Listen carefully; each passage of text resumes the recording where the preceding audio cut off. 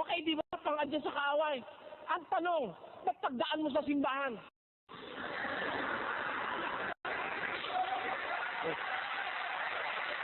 Ano yun? Ano? Bibigyan natin ng panibagong kahulugan? May kahulugan pa ba uli? Lalabas, double standard, walang batayan. Hindi tama. Eh, ang nakalagay sa Biblia, ay sa katisismo, pang-adya sa kaaway. Eh, ano may prosis?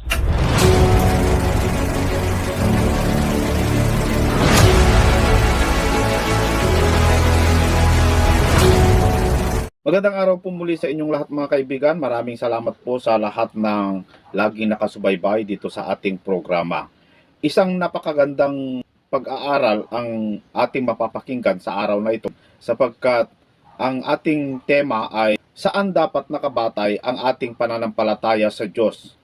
Bawat tao mga kaibigan mayroon pong kanya-kanyang paniniwala.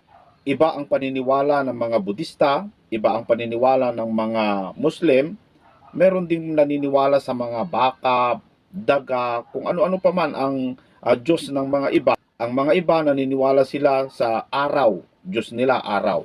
Pero tayo mga kaibigan ay ang sinasamba po natin yung Diyos ng Israel.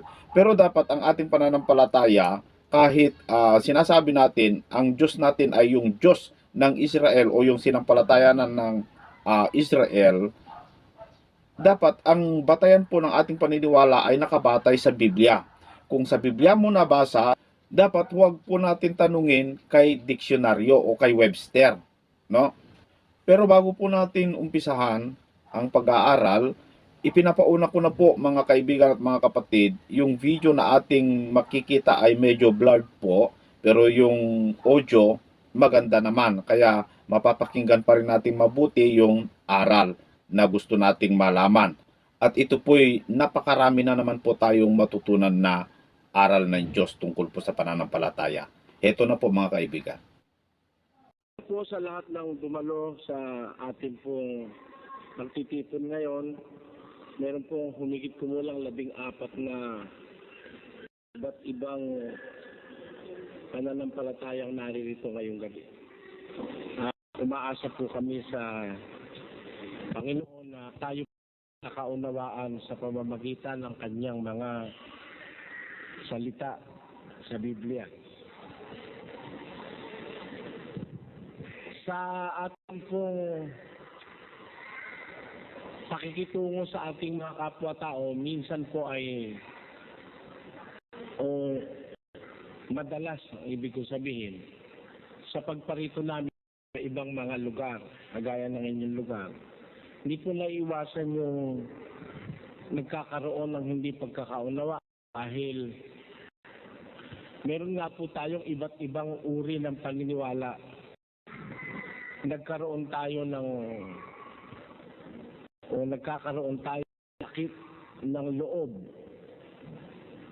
sa kapwa dahil doon sa paniniwalang naihasik ng ating mga mangangaral, mga pastor na umakay sa atin. Kaya halimbawa, napaniwala tayong si Kristo'y tao,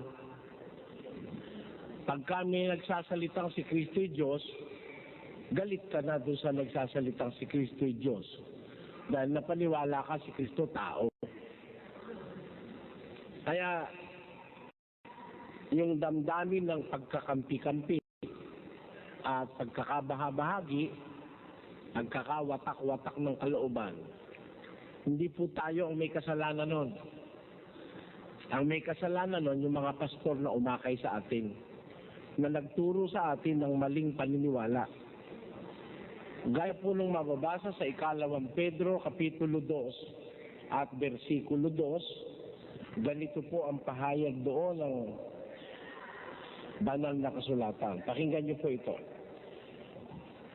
Sa 1:1, ngunit may nasilitaw din naman sa bayan ng mga bulaang propeta, na gaya naman sa inyo'y magkakaroon ng mga bulaang guro, mga papasok sa lihim ng mga makakapak na mga hidwang pananampalataya.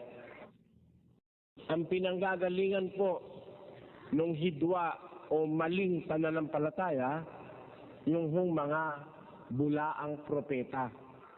Sila ang wika'y magpapasok sa lihim ng makakapahamak na mga hidwang pananampalataya. Kaya kung man ngayong mga paniniwala na talagang hindi ka panipaniwala, naniniwala kayo may paniniwala, hindi ka panipaniwala, pero pinaniniwalaan. Alam niyo kung bakit?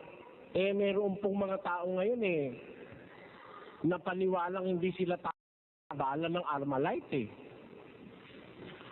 Biro mo siya raw nabangga ng truck, nawasak yung truck, pero siya walang gasgas kahit kapiraso.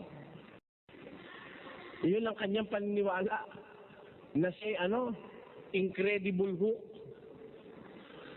na hindi siya tatabla ng kahit truck. Biro mo di tinatabla ng truck. Si Kristo tinabla ng pako, siya truck ayaw tumalab sa kanya.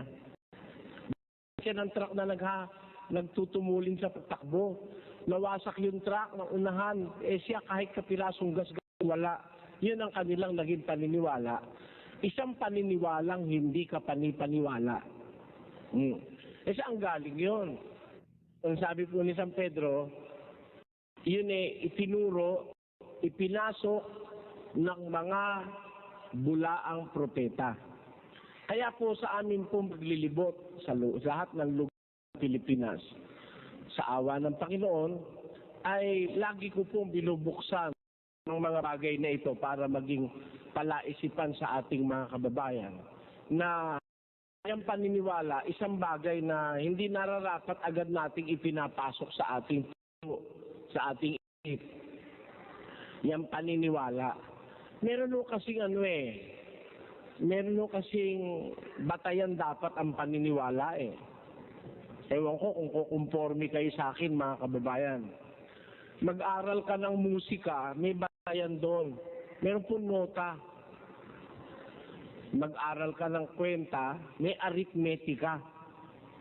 Para tama, ang kwenta mo, ibatay mo sa arithmetica.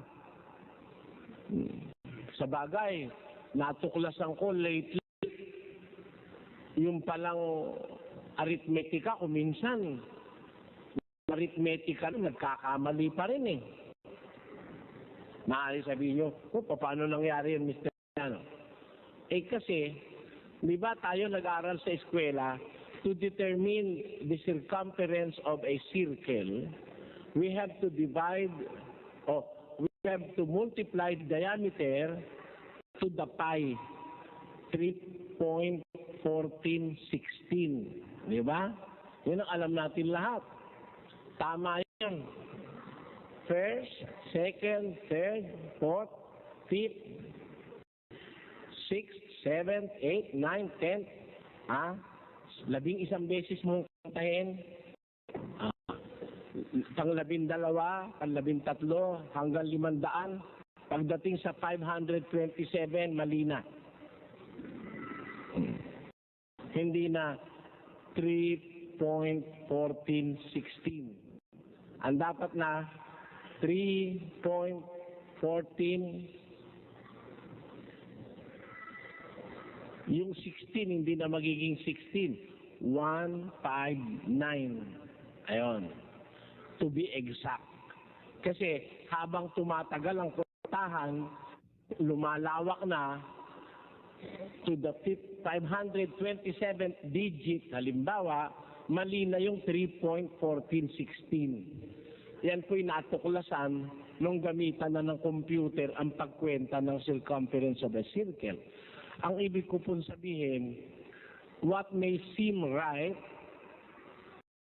physically, kung minsan mali pa rin may batayan ka na. Lupa kung wala kang batayan. Hindi ba? Mga doktor, ganun Yung totoo ngayon, bukas hindi na rin Pero may batayan pa sila. At kung minsan, yan case-to-case basis. Individual, it depends on the individual. Hindi pwede yung dose sa isang individual ay mai-apply mo sa lahat.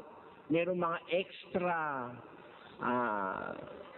kind of individuals na hindi tinatablan ng ganun dose ng gamot halimbawa. Kaya ibig sabihin, kung yung meron ng batayan, nagkakamali pa. Lalo na po yung batayan. Kaya paniniwala, kailangan bago mo isaksak sa iyong kalooban, tanggapin mo sa iyong puso, i-trial mo muna. Lagyan mo muna ng trial. Subukin mo muna. Batas po ng Diyos yun. 5:21 ng unang Tesalonica. Pakinggan niyo ang sinasabi. Subukin ninyo ang lahat ng mga bagay. Ingat ang mabuti, layuan ninyo ang bawat anyo. Ayun, sabi ng Diyos, prove all things. Subukin ninyo ang lahat ng mga bagay. Ingatan ninyo ang mabuti, layuan ninyo ang bawat anyo ng masama. Napakaliwanag na merong masama. Pero kung hindi mo susubukin, baka mapagkamalian mong yung masama, mabuti pa rin. Ayan po. At baka naman yung mabuti ang maipalagay mong masama kung hindi mo susubukin. Kaya pinadadaan ng Diyos sa pagsubok, subukin ninyo ang lahat ng bagay. Ingatan ninyo ang mabuti. Kailan mo malalaman yung mabuti? Pagkatapos mo sinubok. Kasi kung di mo subukin, yung masama nakakapagkunwaring mabuti yon. Pakinggan nyo. Sa 2 Korinto 11:13, ganito po ang ating mababasa. Basa. Sapagkat ang mga gayong tao ay mga bulaang apostol, mga magdarayang manggagawa na nagpapakunwaring mga apostol ni Kristo. At hindi katakataka sapagkat si Satanas man ay nagpapakunwaring anghel ng kaliwanag. Hindi malaking bagay. Hindi malaking bagay nga ng mga ministro naman ay magpakunwari na waring ministro ng. Nakita nyo? Kaya hindi po pwedeng sabihin mo agad, tama hanggang hindi mo na susubok kasi merong mga bulaang apostol, magdarayang mga manggagawan, sabi ng Biblia, na nagpapakunwaring mga apostol ni Kristo. They are in disguise. Hindi ka basta makakapagtiwalang sila na ngay sa Diyos. Kasi guys, at hindi naman ikakatakataka yun, sapagkat si Satanas man ay nagpapakunwaring anghel ng kaliwanagan. Hindi malaking bagay na ang kanyang mga ministro naman ay magpakunwaring gaya ng mga ministro ng katwiran. O waring mga ministro ng katwiran. Kaya po, doon sa punto na yon, gusto ko pong gisingin kayo sa paniniwala. Sana yung paniniwala, bago natin paniwalaan, ihanap natin, meron ba akong batayan para paniwalaan ko ang asawa ko'y mabait? Na kahit ako'y mag-abroad, hindi ako papalitan ng asawa ko. Baka pupunta ka sa Saudi, magbubuhat ka ng hollow block na 18. Tapos yung misis mo, iba ang katabi doon sa kaman binili mo. Di ba? Ano ang batayan mo? Na hindi ka tuturutotin ng misis mo pag alis mo. May batayan ka ba? Kubok mo. Okay. Na talaga ang misis mo'y tapat sa'yo, mahal ka. Hindi ka lulukuhin. Magtiwala ka man, okay ka lang. Pero, hindi mo pa nasusubok yung misis mo, iniwanan mo na. Pagbalik mo ang kanta mo, napakasakit, Kuya Eddie. Bakit? Iniwan mo yung isa naging 3 pagbalik mo 3 na sila Hindi naman pwedeng ipadala sa sulat. Hindi ba, no?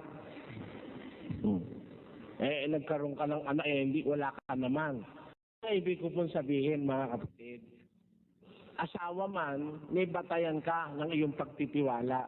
Anak, ganun din. Pinakamalapit na sa puso mo. Kaya ka nakakapagtiwala, may batayan ka. Ayun. Ganon din naman yung paniniwalang ipapasok natin sa ating mga kaisipan at sa ating mga puso. Kung yung paniniwala na yun, walang batayan. Hindi mo nasusubok. Ang magiging wakas mo, may pananampalataya ka nga, pero mali. Hindi totoo. Hindi sa Diyos. Paniniwala o pananampalataya, napagpupulot-pulot lang kung saan-saan. Kagaya nung nagiging paniniwala ng maraming tao sa ating panahon. Maraming paniniwala ngayon, walang batayan eh. Yung tatalon ka ng 3 talon, tatakas daw ang mga demonyo. Sisigaw ka ng hallelujah, praise the Lord, tatakas na raw demonyo. Saan mo nabasa batayan nun? Asan ang batayan nun? Nasa comics, nasa liwayway, sa balutan ng tinapa, o sa balutan ng puto? Meron ba nun sa Biblia? Nalulundag ka ng 3 beses yung mawawala na demonyo? Asan yun? Magpakita ka ng batayan na kailangan pag nananalangin, eh, ganun ang ganun. This is Jesus. Thank you, Lord Jesus. Ang sarap sampalin ng mga arting. Asan yun? May batayan ba yun? Sige, maghanap kayong batayan. Pinanghingi ka ng pastor mo sa daan. Sa palengke, sa bus, sa daan, hingi ka ng hingi. May batayan ba? Sana tinanong mo at sinubukan mo kung yung batayan naman ay papasa sa standard ng moralidad at sa standard ng Biblia. Eh kasi, may batayan ka man kung di naman papasa eh. Ha? Kasi kailangan makapasa yan sa maraming standards eh. For that to be accepted as a universal truth, it must pass all the standards of truth. For it to be accepted as a universal truth, eh makamamaya totoo lang yan sa isang tabi. Sa maraming mga lugar, hindi naman totoo. Hindi pa rin totoo yan. Gaya nga nung halimbawa ko sa inyo. It is a generally accepted fact. To get the circumference of a circle, you must multiply the diameter of the circle is 3.1416. Pero pag mamihan na ho pala ang bilangan, hindi na 3.1416. Mas kailangan pa mas exact ron. Yun po ang ibig kong sabihin. Yung 6 sa huli, nagiging 1.5. Malaki na kasi ang magiging diferensya. Ganon din naman yung ibig ko sabihin sa relihiyon. Baka mamaya, ang paniniwala mo sa relihiyon, bawal ang sigarilyo. Ngayon, maraming born again, bawal ang sigarilyo eh. Hindi ba? Bawal mo ba o hindi? Bawal. Sino po sa inyo rito ang born again? Huwag kayo mahiya. Sino po ang born again? Hindi ba bawal ang sigarilyo, no? Tanungin nyo sa pastor, bakit bawal ang sigarilyo? Sasabihin sa inyo, nakakasama sa katawan, di ba? Ayan ang sabi, masama sa katawan, kaya bawal ang sigarilyo. Tanungin niya kung bawal ang kape. Ang sagot niya, hindi. Eh bakit ganon? Bawal ang sigarilyo dahil nakakasama sa katawan. Eh ang kape ba? Kung ang sagot ay nakakasama rin sa katawan, dapat bawal din ang kape. Kaya ibatayan mo, tama lang doon sa isa, sa kabila, mapaltus ka na. Hindi mo matanggap ng konsensya mo. Doon mo ni kape babawal. Eh nakakasama sa katawan yung kape. Pareho lang na sigarilyo. Oh. Kaya, yung batayan mong nakakasama sa katawan, hindi tama. Dahil merong ibang nakakasama sa katawan, nilalamon mo rin. Di ba? Kaya kung bawal man ang sigarilyo, hindi ang batayan yung nakakasama sa katawan. May mas magandang batayan kaysa ron. Dahil meron kang mga ibang nakakasama sa katawan, hindi mo naman bilang bawal. Parang ganito. Kaya ka po masama ang sigarilyo kasi merong mga carbon monoxide na nasisinghot ka sa sigarilyo, may nicotine, may tar, at saka kung ano-ano pa. Ano ang pagkakaiba nung masisinghot mo sa sigarilyo pag nagsigarilyo ka sa Laguna? Ano ang pagkakaiba nun Doon sa masisinggot mo, pag lumuwas ka sa Maynila, may pagkakaiba ba? Yung sisinghutin mong lason sa sigarilyo, pag nasa Laguna ka, ganun din karaming lason, mas marami pa ang masisinghut mo sa Manila kahit hindi ka magsigarilyo. Oh, by application, anong dapat mong paniwalaan? Kung bawal ang magsigarilyo, dahil nakakasinggot ka ng lason, by application, dapat bawal din pumunta sa Maynila. Nakuha niyo po punto ko, mga kababayan? Kasi yung batayan mo, nakakasama katawan sigarilyo, pagpunta sa Maynila, masama rin eh. Alam niyo kung bakit? Ang Maynila po, we rank, the Philippines is number 3. Metro Manila is the 3rd most polluted city in the world. Sa buong mundo. Tayo ngayong global na. We are competitive globally.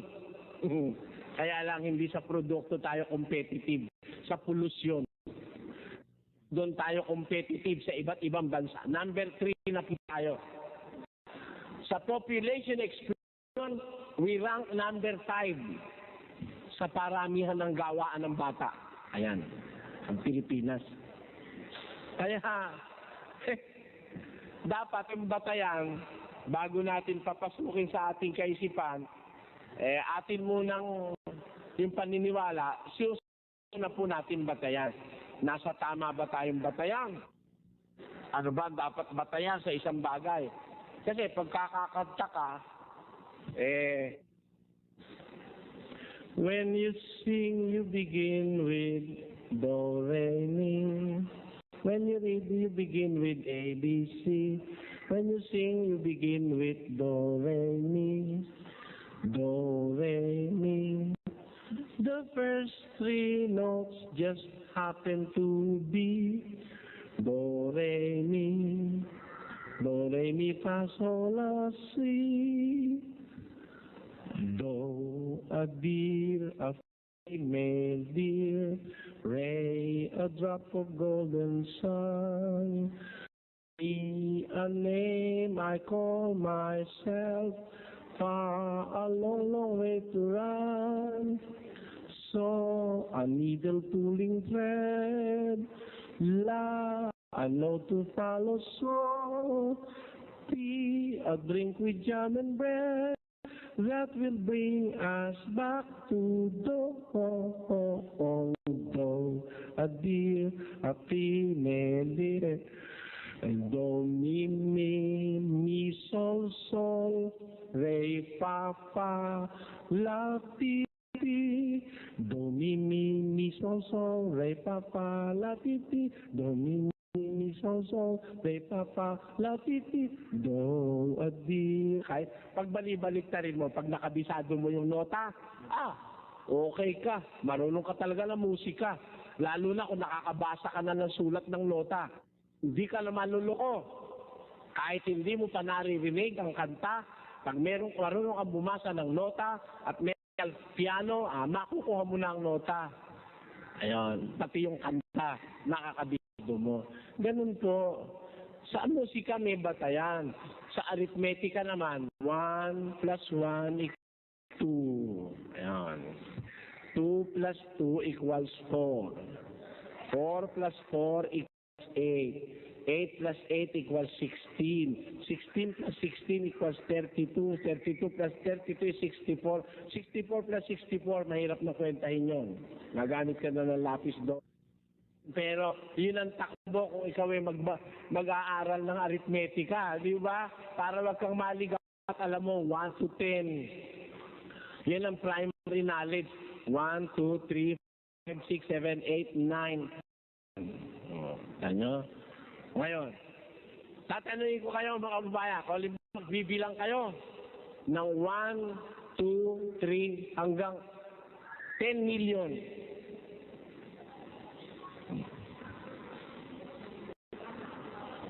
10 milyon.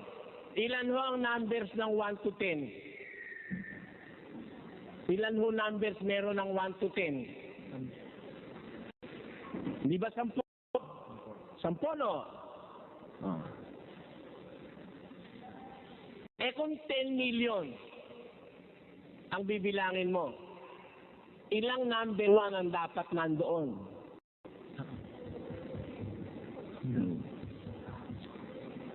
Pagsa nyo? Dapat, kung bibilang ka ng 10 million, dapat 1 milyong number 1, 1 milyong number 2, 1 milyong number 3, 1 milyong number 4, 1 milyong number 5, 1 milyong number 6, 1 milyong number 7, 1 milyong number 8, 1 milyong number 9, 1 milyong number 10. 10 million eh. Tigi-tigi sa silang milyon, 10 milyon.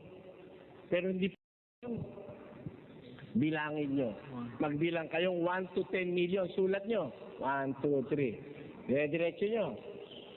Sulat nyo. Tapos bilangin nyo.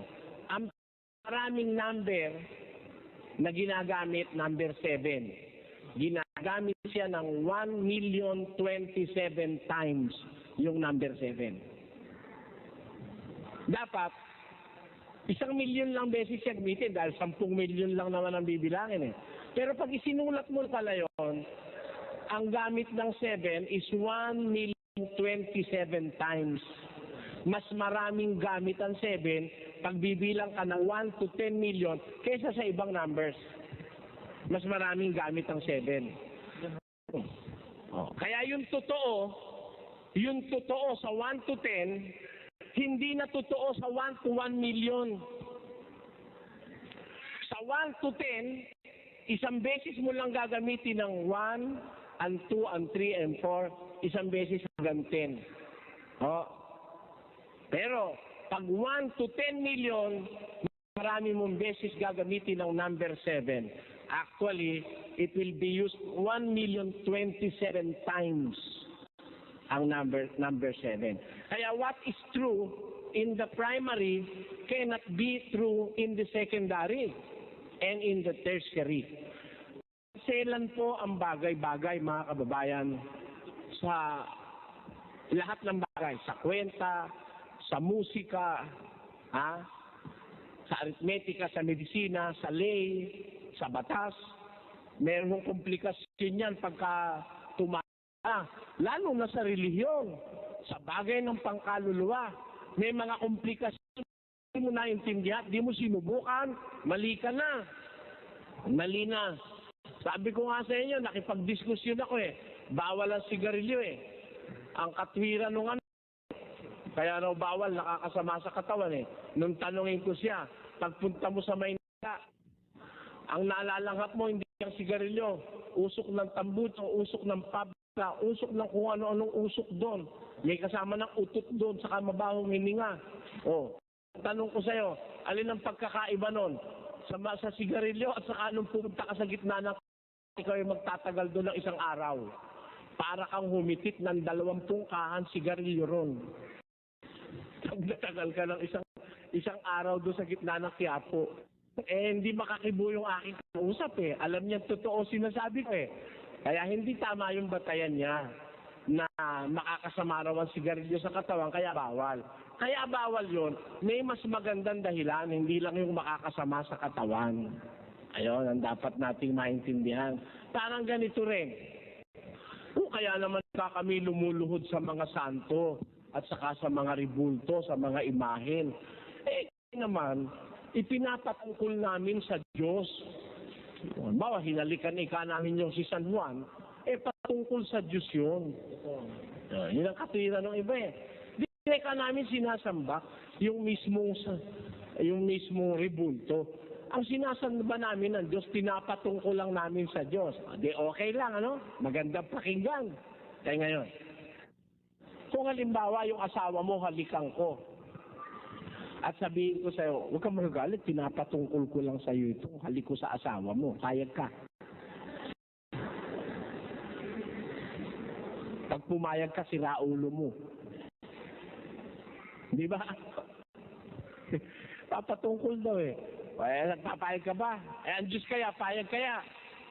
Hahalik ka sa bato, tapos papatungkol mo sa Kanya. Payag kaya ang Diyos? Hindi tanongin natin sa Biblia. Ganun po, may batayan dapat. Lahat ng bagay sa mundo may batayan. Sabi ko kay K.O.K. Orbos. Sabi ni K.O.K. Touch ako Brother Eli, doon sa sinabi mo. Naninindig ang balahibo ko. Sabi niya sa akin. Bakit ka ako, Governor? Kasi tama yung sinabi mo, lahat ng bagay may batayan. Talagang meron. Pagka ang bagay walang batayan, pangit. Halimbawa, nagpapakain ka ng anak, namili ka, magsasaing ka, magluluto ka, papakainin mo yung bata, may batayan ka. Oo, anak ko yan eh. Kaya pinaka ko yan. Yan ang batayan mo. Yung babae, binigyan mo sweldo. Okay, misis ko yan eh. Yung ibang babae, bigyan mo sweldo mo. Ano, batayan mo?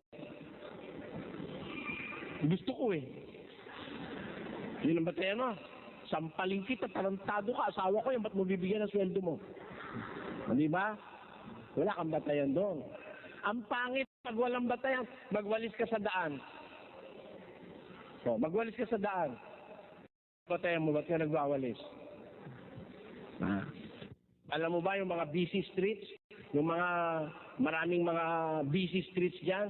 Hindi ka ba dapat kalat-kalat dyan? May tungkol dyan. Hindi ka dapat nakalat-kalat dyan sa maliban na lang kung tatawid ka sa pedestrian lane. Kakalat-kalat ka sa batas, bagansya yan sa kahit saang karsada, hindi pwede yun. Pero yung Metro 8, kahit anong oras, pwedeng magwalis yun doon. Bakit? Netayin yun. May appointment sa munisipyo. Kaya pagdating na sweldo, papasweldohin yun ikaw, magwalis ka na magwalis. Pagdating na katapusan, punta ka sa munisipyo, sumahod ka. Bakit? Nagwalis ko ako doon sa Kalamba Ano nagsabi siya, magwalis ka? Sira pala ulo mo Sabi na, di ba? Kaya pagka walang batayan, pangit Hindi tama. Kahit saan mo daanin, hindi tama. Maliit na bagay, pag malaki, wala kang batayan. Ngayon lang Halimbawa, pupunta ako rito. Wala akong batayan, bata ko narito. Ano gagawin ko rito? Baka murahin niyo pa ako rito ba't ako nandito? May batayan ako, kaya ako pumunta rito. Inimbitahan ako ng mga kapatid sa Kalamba. Dadadaldal daw ako rito. May batayan ako, dumaldal man ako. May batayan ako. Hindi ako out of place. Nasa tama akong lugar kasi nagdadadal, halimbawa, ang aking appointment Kalamba, UP Los Baños. Pumunta ako ngayon doon sa San Pedro ng Laguna at saka ako nagdadaldal. Naghihintay kayo rito, magagalit kayo, hindi ako dumating. Yun ang mga taga sa San Pedro, may ibang magsasalita, inagawan ko ng pwesto. Pangit yun. Anong batayan Ganon din ang relihiyon. Dapat po may batayan. Alam nyo kung ano ang batayan? Pakinggan nyo.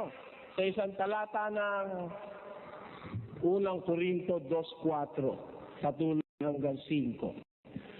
At ang aking pananalita ng pangangaral ay hindi sa mga salitang panghikayat ng karunungan, kundi sa patotoo ng Espiritu at ng kapangyarihan. Upang ang inyong pananampalataya magmasid sa karunungan ng mga tao, kundi sa kapangyarihan ng Diyos.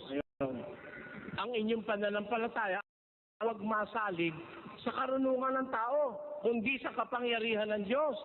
Ayun ang batayan ng pananampalataya, yung kapangyarihan ng Diyos. Alin ba yung kapangyarihan ng Diyos? Na doon gusto ni San Pablo masalig ang pananampalataya ng tao. Pakinggan nyo kung anong kapangyarihan ng Diyos yun.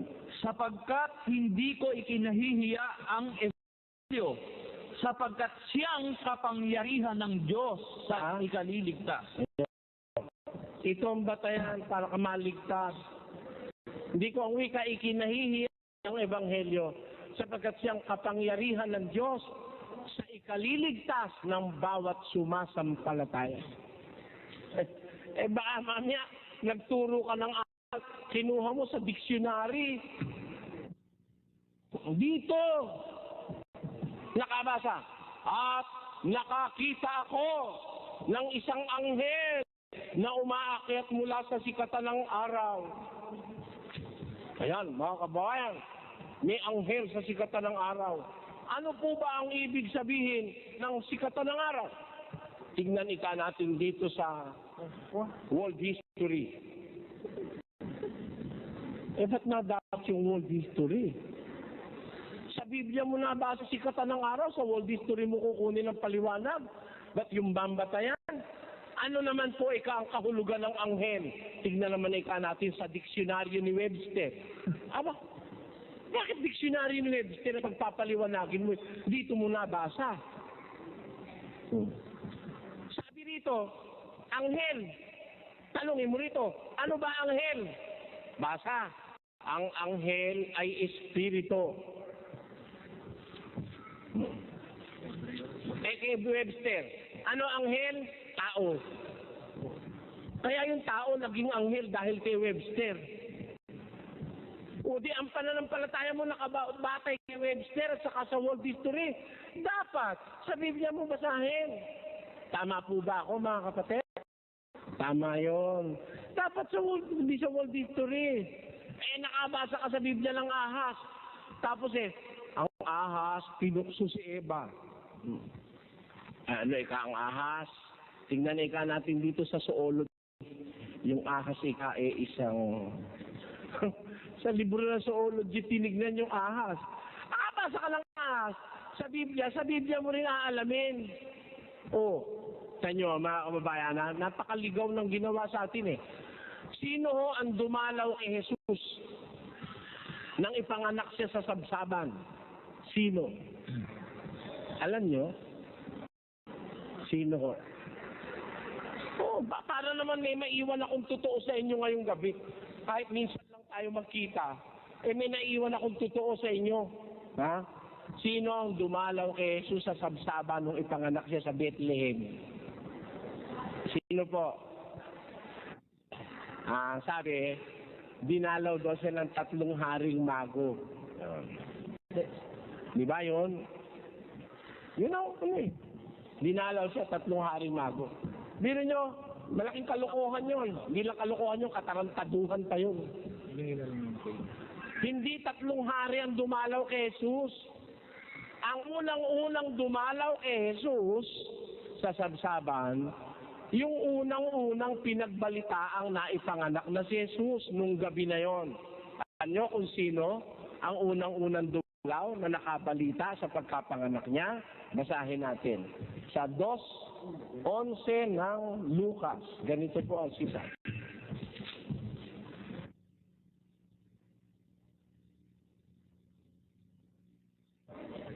At may pastor ng tupas ding yaon na nangasa parang na pinagpupuyatan sa gabi ang kanilang kawan. At tumayo sa tabi nila ang isang anghel ng Panginoon at ang kaluwalhatian ng Panginoon ay nagliwanag sa palibot nila at sila'y totoong nangatakot. At sinabi sa kanila ng anghel, huwag kayong mangatakot sapagkat narito dinadalhan ng buting balita ng malaking kagalakan na siyang sasabuong bayan. Sapagkat ipinanganak sa inyo ngayon sa bayan ni David ang isang tagapagligtas na siya ang Kristo ang Panginoon.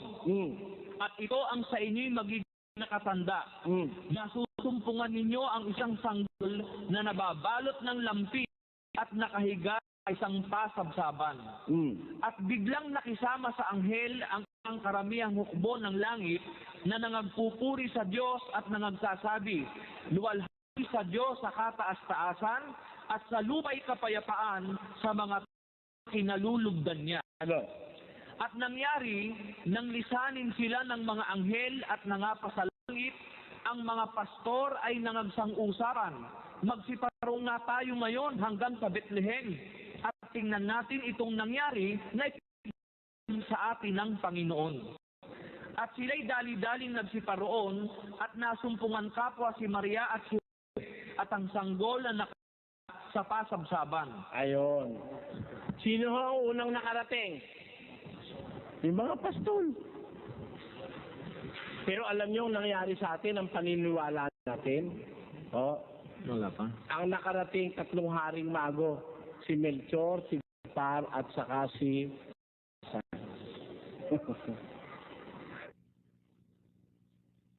Sabi ko nga, hindi naman 3 haring mago yun.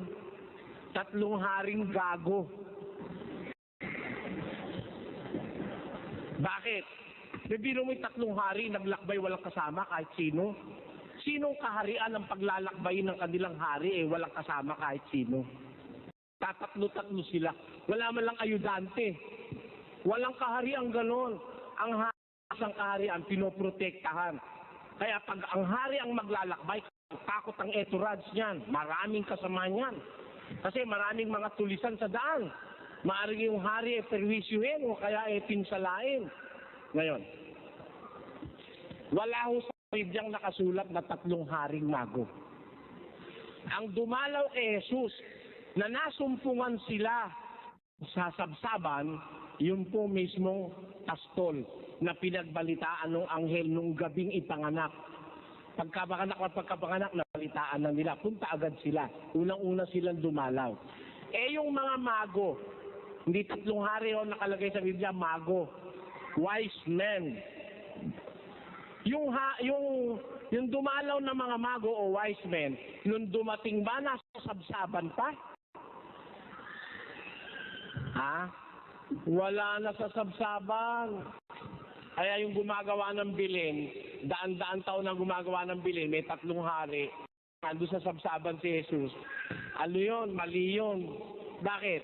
Nung dumating kasi yung mga mago, the wise men, wala na po siya sa sa sabsaban, nasa bahay na.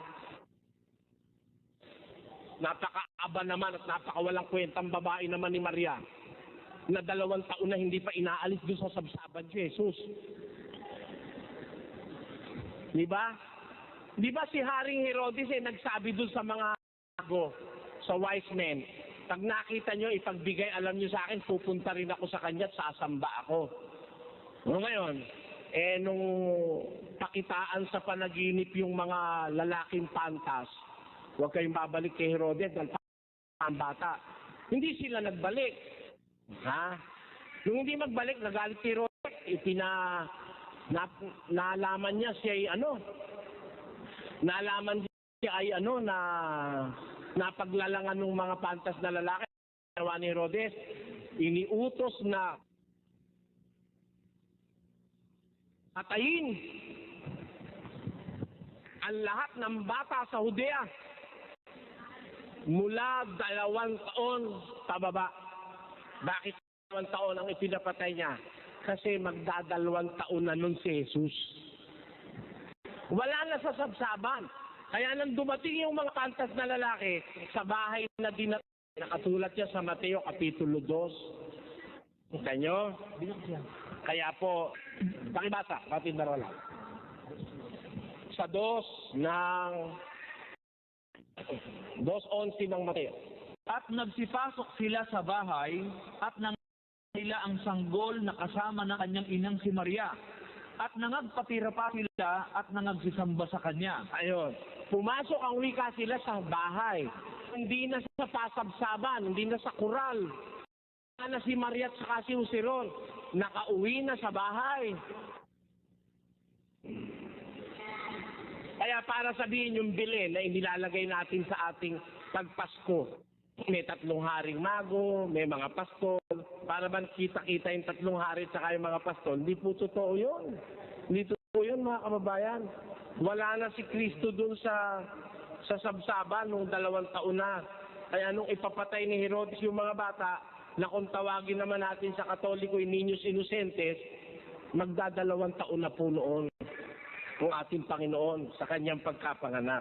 Yun isang katotohanan isang payak, isang simple truth, isang payak na katotohanan nakasulat sa Biblia. Pero nakasulat na naligaw pa. Naligaw mga kababayan.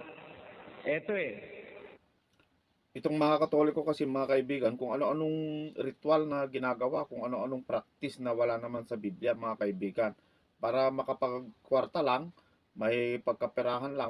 Kung ano-ano na ang ginagawa.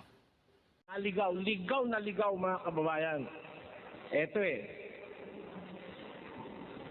The first Noel, the angel did say, was to certain poor shepherds in fields as they lay. Tama eh. Tama yung kanta na yun eh. The first Noel, yun yung Noel, spelling nun ngayon ay N-O-E-L. Pero sa umpisa po, ang spelling nun, Noel, N-O-W-E-L-L. Ang ibig sabihin ng Noel, glad tidings, magandang balita.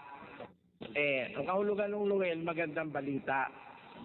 Ay sabi, the first Noel, the angel did say, tama, mga anghel nga nagsabi nun eh, was to certain poor shepherds in fields as they lay. Yun ay kang mga pastol na nasa field, nasa parang. Tama yun. Tamang po yun. Kaya yung kasunod, maling-mali. The first Noel, the angel did say, was to certain poor shepherds in fields as they lay. Tama, hanggang doon. Yung kasunod, grabe.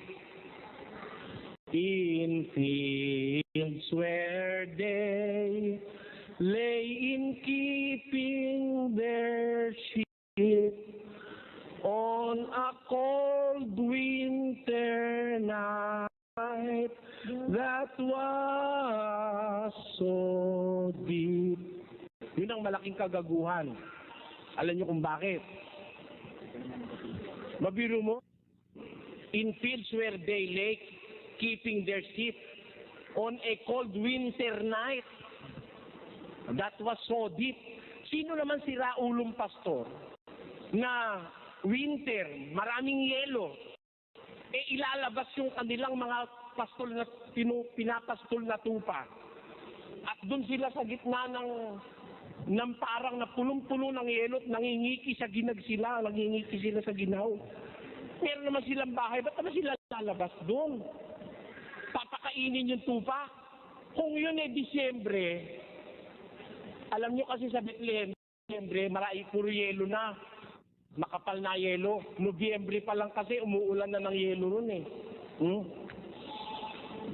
Disyembre 25, napakatindi na ng yelo. Ba't naman ilalabas ng mga pastol yung kanilang mga tupa? Nakabalita na ba kayo ng tupang kumakain ng yelo? Ha? O naghahalo-halo man lang, meron ba nun? Wala. Ano ba kinakain ng tupa? Ayun. Damo. May damo ba pag Disyembre? Wala. Puro yelo ang Bethlehem. Kaya imposible na ilabas nila ang kanilang mga tupa ng Disyembre 25. Pinaniwala sa ating Disyembre 25, Pasko. Biro mo, on a cold winter night that was so deep, sino si Raulong pastor na ilalabas na sa gitna ng yelo yung kanyang mga tupat pati siya maggagagano doon sa ginaw? Wala nun. Biro mo, tagal-tagal nating napaniwalaan yan. Pati ko naniniwala ron eh. Kaya nga kabisado ko yung kanta na yun eh. Nung ako'y grade 4, ilang kanta nun, tuwa ako doon sa kanta na yun.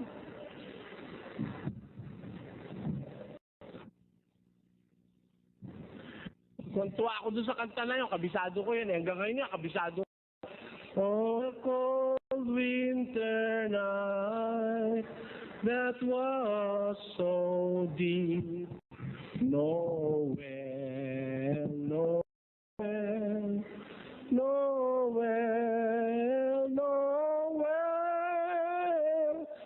born is the King of Israel.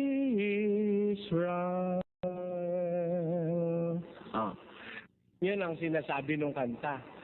Mali pala eh. Hindi pala totoo yung nalaman natin ha. Pinanganak siya ng 25 Disyembre at ang dumalaw sa kanya 3 haring mago. Wala naman 3 hari ang nakasulat. Wala eh. Saan ang galing yung paniniwala na 3 hari? Saan galing? Walang batayan yun. Wala, mga kababayan. Kahit kapiraso.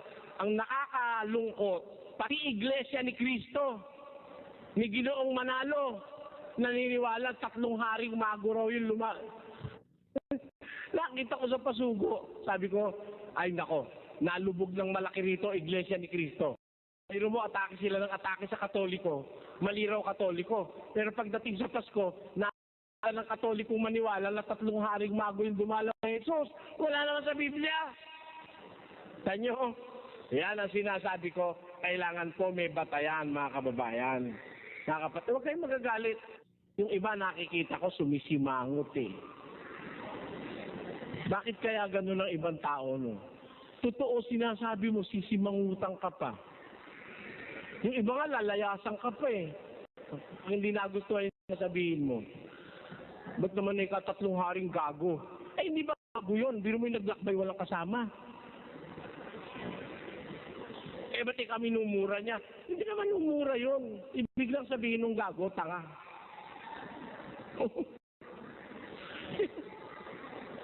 Saka makakita 3 hari naglakbay walang ayudante. Ang mga hari, paglalabas may sundalo. Ayun, 3 lang sila, oh. Wala naman nakalagay sa Biblia 3. Wala rin nakalagay hari. Ang nakalagay sa Biblia, wise men. Wala nakalagay kung ilan. Pwedeng 4, pwedeng 5, pwedeng 10, pwedeng 12. Kasi men, M-E-N, men. Mga pantas na lalaki. Wala nakalagay 3 pantas. Hindi. Mga pantas. Kung gusto nyo, basahin nyo. Nasa Mateo, Kapitulo 2, versikulo 1 hanggang 3. Basahin nyo po. Makikita nyo, hindi ko kayo niloloko. Ngayon, ba't ko sinasabi ito? Sana, kahit kapirasong panahon tayo nagkita, may maituro ako sa inyong tama na pag-iisipan ninyo. Yun ang layunin ko. Ngayon, kung gusto nyo ako simangutan, okay na rin. Total, di naman tayo magkamag-anak eh. Ano? Diba, no? Wala naman tayo relasyon. Pero gusto ko lang kayong matuwid. Yun ang tunay na pag-ibig ko eh. Na yung mali, ituwid. Yun ang tunay na pagmamahal sa kapwa. Yung mali, ituwid. Oh, yung mali, itama. Merong nakasimangot. Sige na ho. Bahala na kayo. Ako lang, gusto ko maituwid ang kapwa ko Pilipino. Kasi, sabi nga ni Era, walang magmalasakit sa Pilipino, kundi kapwa Pilipino. Ang dayuhang nagpuntaan dito, pinagluluko lang tayo eh. Saan ka hahanap ng kakampi? Siyempre, lahi mo na Pilipino rin. Kung magsalita ay matwid, hindi bulol. Di ba? Pilipinong kapwa mo na nagsuri, na umalam ng mga bagay-bagay na matwid sa Biblia. Yun po ang aming anyaya sa inyo, mga kababayan. Kaya po, ako po ay, actually, alam nyo, sa aming biyahe papunta rito para hong sasabog ang aking ulo sa sakit. Hindi pa ako kasi nakakatulog. Mula kahapon, 1 oras ang tulog ko eh. Masakit na masakit ang ulo ko. Para nga hong ayoko nang magsalita. Kaya lang, nakatakda na ito, minsan-minsan lang naman, kaya dumiretso pa rin kami kahit masakit ang ulo ko. Minom lang po ako ng 2 tableta, hanggang sa ako'y gisawan, pinawisan ako, saka kaya po ako lumabas kanina. Nasa sasakyan lang ako, 7:00 pa, dyan na ho kami, wala pa kayo. Kaya lang masakit ang ulo ko. Ako naniniwala, obligasyon ko sa kapwa, na yung alam kong totoo na nasa Biblia, may batayan. Kasi kung wala namang batayan, hindi naman ako magsasalita, magdadaldal eh. Ano naman ang sasabihin ko eh, mga nag-aral naman kayo. 70% na Pinoy nakapag-aral, literadong mga tao. Hindi naman tayo illiterate. Ang maraming Pilipino, literate. Magsasalita ka, hindi totoo. Huwag ka na magsalita. Umuwi ka na lang sa inyo. At saka kung kakagalitan nyo rin lang ako pagpunta ko rito, ba't naman ako papupunta? Hindi rin lang naman totoo sasabihin ko. Pero pag totoo, kahit magalit kayo lahat, pakialam ko, di ko naman kayo kamag-anak. Di ba, no? Ba't totoo? Kahit magalit, yun ang aking paniwala. Kahit magalit ang nanay ko, tatay ko, di bale. Pag totoo sasabihin ko pa rin. Hindi kagaya ng iba. meron ika akong lihim. Hindi ko sasabihin. Pag ako'y pinilit, sasabihin ko rin. Tarantado ka. Kailangan mo pang pilitin para salita. Ako hindi nyo na kailangan pilitin. Naggalit kayo tuwa, sasabihin ko totoo. Hindi totoo na 3 ang haring mago na pumunta kay Kristo. Wala nun. Hindi totoo yun. At hindi rin totoo na nung 3 haring mago si Kristo ay nasa sabsaban pa. Napakawalang kwenta naman babae ni Maria. Biro mo natiis niyang 2 taon na yung anak niya ay nandun sa sabsaban ng hayop. Kaya lang napunta sila ron, wala silang matuluyan. Punong-puno ang Bethlehem. Alam niyo kung ba't punong-puno? Kasi noon may utos si Gobernador Quirino na magpatala ang lahat ng tao. May census. Nagpuntahan sa Kapitolyo sa Jerusalem. Jerusalem, nagpuntahan para magpatala. Lahat ng mga taga-ibang bayang malalayo, naupahan na nila yung mga nangupahan sila sa mga paupahang bahay. Si Maria at si Jose, wala lang matuluyan. Nagpunta na lang doon sa koral ng mga hayop. Doon. Kaya si Kristo sa sabsaban inilagay. Ibig sabihin, 2 taon na, doon pa rin sila. Napakawala namang kakwentang mag-asawa nitong 2 iri. Di ba? Naintindihan niyo po ibig sabihin? Kaya yung ipinaniwala sa atin, walang kakwenta-kwentang paniniwala. Laban na sa katotohanan, wala pang batayan. Ito ko ngayon kayong anyayahan. Kung makakablik pa kami rito sa awa ng Diyos, mag-umpisa tayong maniwala sa may batayan. Ba? Nako, yung anak ko, hindi sinungaling yan. Talagang kaya ikaw pinagmamalaki ko anak ko, hindi sinungaling umuwi kasi. Tatay. Alam mo, tinanong kami ng mestra, ako lang nakasagot, ako lang nakakaalam ng sagot. Sabi nung tagtuwa yung anak Tagtuwa rin yung tatay. Talaga si anak ko si Juanito, yan ikaw ang anak ko. Kamukha ng ama, pareho ng ama. Biro mo buong klase, mahigit 50, walang nakasagot, siya lang ang nakakaalam ng sagot doon sa tinanong ng mestra. Nagmalaki yung tatay. Talaga itong anak ko yung mapapakinabangan. Kapuri-puri anak. Sige anak, ipagpatuloy mo ikayan. Ngayon, nung makalipas na yung excitement, tinanong niya ngayon yung anak niya, anak, nakaka-intriga kasi, biro mo buong klase walang nakakaalam, siya lang ang nakasagot. Ano ba tinanong ng mestra mo? Ang tanong sino nakabasag nitong salamin sa lamesa ko? Walang sumasagot. Sumagot siya, ako po ma'am. Siya lang nakakaalam. Tama? Ganon. Matindi.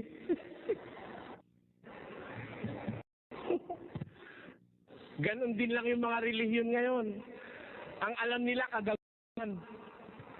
Ang tinuturo sa tao, walang batayan Kailangan may batayan. Yan, mag-aral na po kayo ngayon magkaroon ng batayan. Eto, batayan Batayan.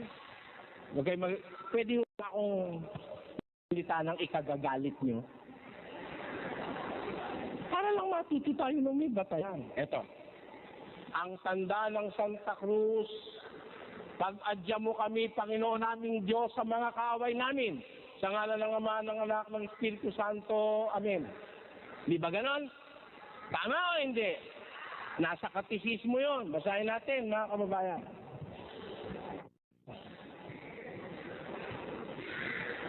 Sa katisismong sinulat ni Padre Fernando Antiporda, saka ni Monsignor Abriol, sa page 1, eto, ang tanda ng Santa Cruz. Ang tanda ng Santa Cruz, ipag-adya mo kami, ipag-aadya mo sa amin, Panginoon naming Diyos, sa mga kaaway namin. Yung palang ang tanda ng Santa Cruz, yung pala pang-aadya sa kaaway. Ayan. Sa ngalan ng Ama, ng Anak, ng Espiritu Santo. Amen. Diyan, ang tanda ng Santa Cruz, pag-aadya sa kaaway. Kaya pagbababa ka sa hagdan, mag-BBI ka, lalo na kung gabi, nagkukurus ka dahil pang-adya sa kaaway, madilim, baka may impacto, baka may demonyo. Pag umalulong yung aso, kakakilabot. Pag kumikidlat, ang lalakas ng tatalim, ang lalakas ng tulog.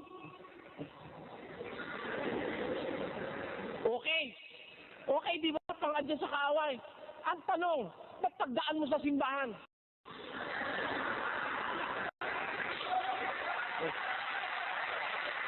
Ano yun? Bibigyan natin ng panibagong kahulugan? May kahulugan pa ba uli? Lalabas, double standard, walang batayan. Hindi tama.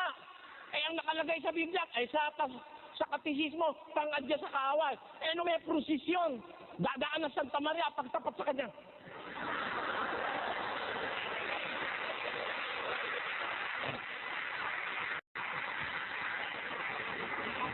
Ano yun? Kayo humatol.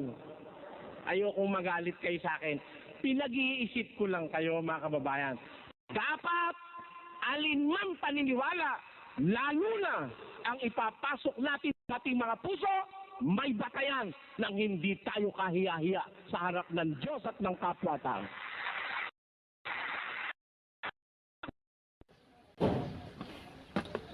Ayan po mga kaibigan, sa pool na naman po dito yung mga Iglesia Katolika, no? Kung ano-ano kasing pinaggagawa. Anong klaseng practice mga kaibigan, no? Na yung antanda ng Santa Cruz, pang-adya daw ng kaaway, pero nung nakita yung rebulto, nag-cross din. Ay nako kapatid na Miguelito, Tony Chua, Yoshinoy. Sila kasi yung nakabantay dito May naalala pa akong comment ni Tony Chua na sabi niya, saan kaya kinuha ni Brother Eli yung 30 taon si Kristo nangaral? Wala naman sa Biblia. Ayun, may sumagot na ating kaibigan, nakita ko, nabasa ko doon po sa comment section. Sinagot na isa sa ating mga kasama, mga kapatid ay, yan, nabulaanan. Siguro natuto si, Tony Chua sa kanyang sinabi. Bago ka kasi pumuna, kaibigan Chua, ay bago ka kasi pumuna, Tonet Bagwis, Tony Chua, Tonet Bagwis pala, no? Alamin mo muna, wag yung, tulad yung mga kasama nila, sabi nila, meron daw tayo magagawa sa mga patay. Nagbigay ng talata, eklesiastiko. Wala naman sa Biblia, ibang Biblia yung ginamit. Hindi po dapat yun ang batayan. Dapat ang batayan mo, kung ano yung nasa Biblia, yun po ang sasabihin mo. Wag yung magsabi ka ng talata, wala naman sa Biblia. Mga kaibigan, itong mga practice kasi ng Katoliko, malayo talaga sa Biblia. Kung ano-ano ang... Meron pa hindi ko pa kasi nagawa ng content yung sinabi doon po sa mga taga-punto por punto. Yung bata raw, kailangan daw binyagan kasi nasa Biblia. Andun daw nung si Moises daw ay lumabas sa Ehipto kasama ang buong Israel, tumawid sa dagat. Ayun, dahil may nasabi doon na lahat ay nangabautismuhan kay Moises sa pamamagitan ng alapaap at sa dagat, dahil lahat daw, meron doon daw ang bata, kaya dapat bautismuhan ang bata. Kung yun ang batayan mo para yung bata ay dapat bautismuhan, may hayop din nakasama May mga tupa, may mga kambing nakasama. Di dapat pati yung mga kambing bautismuhan din ninyo. Kung ganun ang implikasyon ninyo. Nakakatawa talaga itong mga Iglesia Katoliko diyan po sa punto por punto. Gagawan ko yan ng ng content. Yung may nagbigay kasi sa akin ng link na pwede daw bautismuhan ng bata dahil si Moises ginamit yung sinabi ni Pablo doon sa Corinto na bautismuhan daw ang bata dahil yung kasama ni Moises na lumabas sa Ehipto ay nangabautismuhan lahat. Dahil lahat mayroong bata doon, tanong ko, pati naman yung mga kamelyo, pati naman yung mga kambing, yung mga tupa, kasama din nila tumawid doon sa dagat na pula. Kung ang batayan mo dahil kasama ang mga bata, kaya binabautismo ng bata, di dapat pati yung mga hayop na alaga ninyo, bautismuhan din ninyo. Kung sa bagay, pera na naman po yon ng mga Katoliko kung sakali, no? Mga kababayan. So maraming salamat po sa mga nakaantabay dito sa ating programa. Nakakatuwa at talagang nakakaaliw po ang ating napag-aralan sa araw na ito. So sana po ay wag po kayong magsawang sumubaybay lagi dito sa ating programa mga kaibigan. Hanggang sa muli po, pagpatuloy po natin ito sa awat tulong ng Diyos.